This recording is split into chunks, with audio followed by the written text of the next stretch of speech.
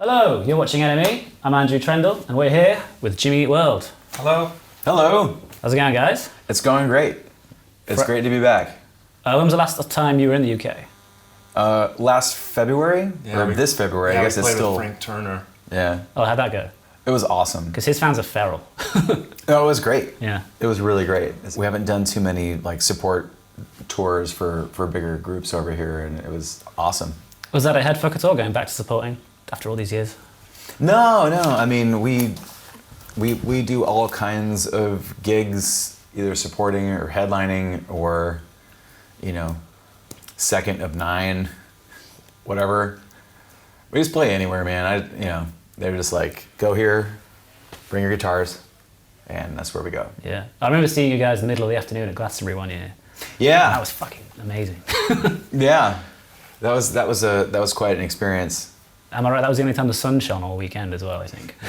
We summon the powers of the desert. What's the opposite of a rain dance? Like when you're dancing for sun, trying to get the sun to come out? Yeah. I'm sure there's something... I mean, what would the moves be? You should tell us. Yeah, that's where we live. That's like the sun rays. Like You want the sun rays? opposite Like... of Jimi Hendrix raising the flames, from down. Yeah. Answers in the comments, please. So here we are to discuss your 10th album, Surviving. Can you believe it? Is that a heavy thing to say? 10? That's like yeah. royalty status, man. I guess royalty. We've crossed beyond elder statesmen. We've crossed beyond old, and now it's royalty. It's like if you stick around this long, they crown you.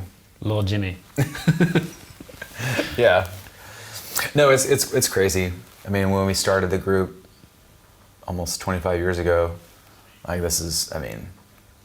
our loftiest projections for what might happen in the future were maybe 8 months ahead. So it's just crazy to think we're still here. Yeah. Especially because I remember when you paid tribute to, by the way, one of the best albums of all time, Clarity, let's be honest, saying that was like your make or break album. Well, yeah, we didn't know if we would ever get a chance to record in a studio again, so we just went for it. It felt like a make or break. But, I mean, how do you find kind of the impetus of the drive each record? Does each record feel like your last, or do you always know that there's something beyond that? We hope that we did our job well enough the last time we made a record that we've left the door open for maybe people to like the next one that we'll make, but you never really know. I don't think you should approach it like anything is given. Yeah. It's important to approach it like you have something to prove. Like you're earning it from scratch again. Otherwise, what are you doing? Which is pretty interesting because you guys have never made a bad record. Thanks. Your records have always landed well with your fans. But every time you come back, you always see Jimmy Eat World return to form. I was like, hey, you've always been on form. That's because it takes us 3 years to make a record, so people forget what form we were in. Yeah. So it's they're back. Yeah. As good as Integrity Blues, oh wait, that was good. As good as Chase This Light, oh that was good. Shit. How far back do you go? In 3 years, the entire musical landscape can be different. So, it might seem like a return to form every 3 years for us. This is kind of like a rebirth record in a way because you said that the impetus of this record was you felt like a passenger in your own body for 36 years and you had voices in your head kind of pushing you to live life to the minimum. How did that kind of manifest itself? Well, I think everyone has a little hint of that, of the specific voice that self-doubt manifests, the specific way maybe your lesser self convinces you to let them have the keys, and a lot of that stems from identifying with something that may not be true about yourself. You're just awkward. You're just incapable of X. You're just a drunk. You're just unfaithful. It's whatever.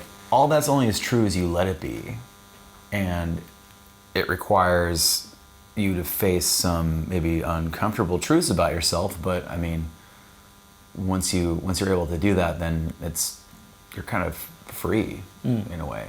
And I mean, at what point did that reach your head and you decided that something needed to change? Maybe when I quit drinking. was probably the biggest thing. Yeah. So, yeah, I stopped drinking when I was 36. And in the process of dealing with that, you sort of learn a lot of things about yourself. And you gain you start building rewards for the smaller steps you might take in facing some of those uncomfortable truths, you know. And hopefully that reward system that you build from scratch propels you to take on more things. You know, you start saying yes to things that aren't necessarily you, and you accomplish something you didn't think was possible. You know, it puts you in a state of feeling like you're in control, and you're not just like going along with what your inner ego is telling you about you. That doesn't necessarily have to be true. And was that kind of sense of freedom kind of contagious for the rest of the band? Do you guys feel like you've come back with a kind of new sense of purpose? Yeah, for sure. I think, every record that we do, I think, kind of grow up a little bit. And yeah, there's that too. I mean, like, think about who you were 3 years ago. Oh no. I know, right? So I mean, that people change drastically even over a 1 year period of time. So it's just kind of, everybody is different after that long. Yeah, so it's always interesting to see what you find when you start working on material. But you guys have been friends for what? About 30 years now? Yeah, Tom and our bass player Rick went to the same high school, and I went to the same high school as our drummer. And we grew up in the same town and went through the same public school system together. Zach's mother, our drummer, was our preschool teacher. So I've known him since I was like 5. And I've known Rick and I have known each other, I think, since we were... Was it junior high? 12 years old. Is when we met. Yeah. So as much as each of you change individually, it must kind of feel like your kind of limbs are tied together and like you move one way because you've known each other for so long. Everything's so indelible. We have a good sense of strengths and weaknesses, for sure. You know, a big getting along is a huge strength. Yeah. Any secrets, or is it just a matter of knowing each other? Nothing really that secret. It's just sort of, you know, respect and keeping the reason why you're here fun and challenging. You know, putting that above other things that might seem more expedient. You know, like after Bleed American kind of took off, there was sort of a lot of pressure I felt from the companies to get something out right away. But we didn't feel like we had something right away, and so it took us another couple years to make a record. But you know, that's what's important to us, is like at the end of the day, you don't know if you're gonna, like we were saying earlier, you don't know if anyone's gonna care, so you better care. And if you don't care, you better keep working until you find something you care about. Yeah. Well, you have a very dedicated type of fan. I mean, what would you say that a typical Jimmy Eat World fan expects of you? Just putting out good music. Yeah.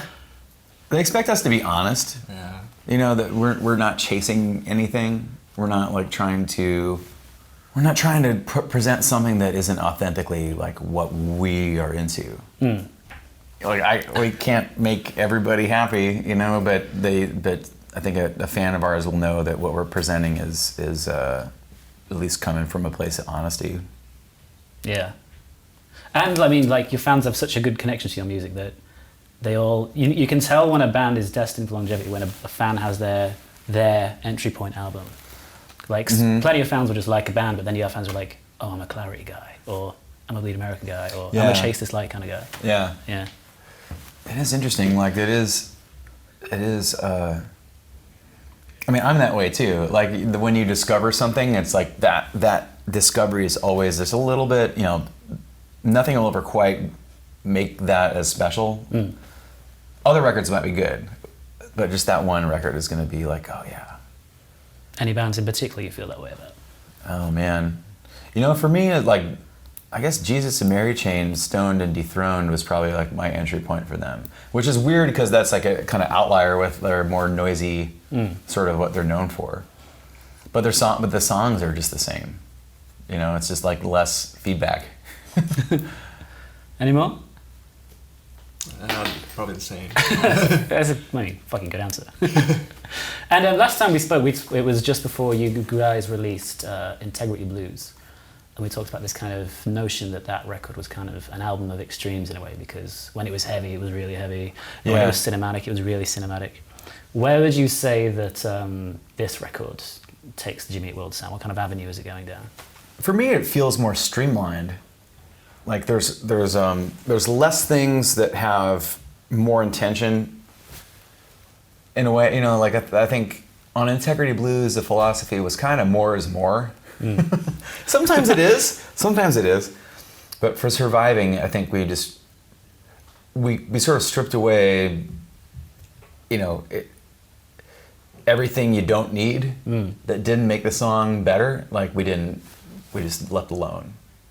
The tendency, especially when you're working in, the computer world of digital recording, like you can just tweak and tweak and tweak and tweak and add and add and add and add. It doesn't, you're not limited. And then like 6 months goes by and you still don't have a song. It's like, even the takes though, like the guitar takes were way faster than stuff that we've done before. yeah, right? Like yeah. it's Everything couple was definitely more spontaneous, definitely based more on feel. And when something felt like it worked, we just stopped and moved on to the next thing. Yeah. And 10 tracks, pow.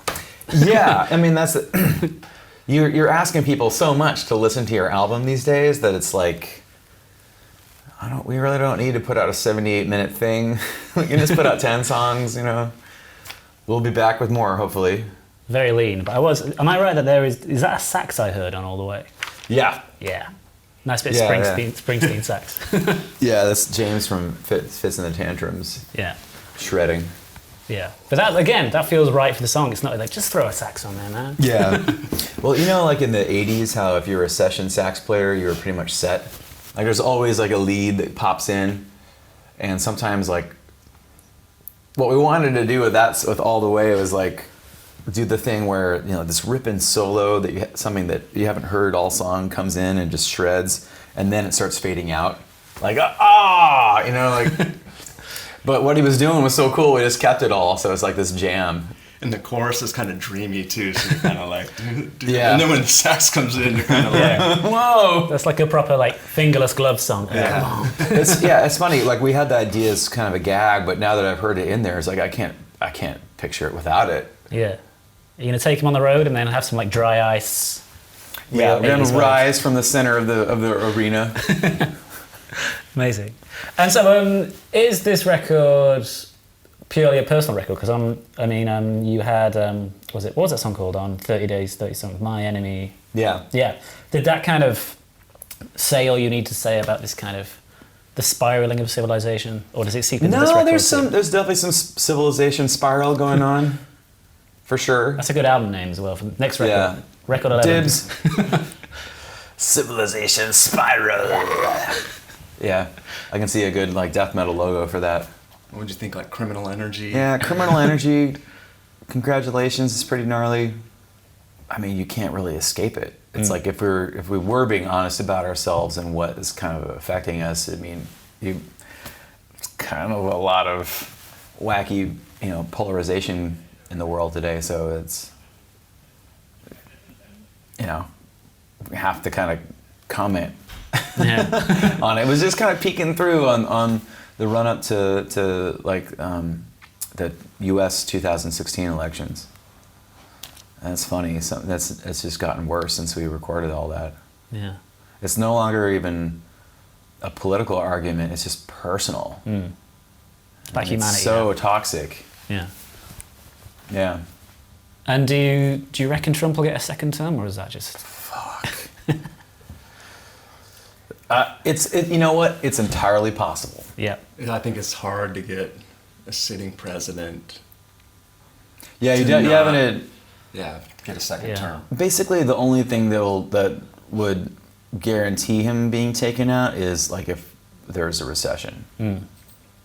There's nobody. I mean, nobody takes more of the blame, or maybe false blame, earned blame false credit, earned credit than the president for like the shape of the economy. Yeah.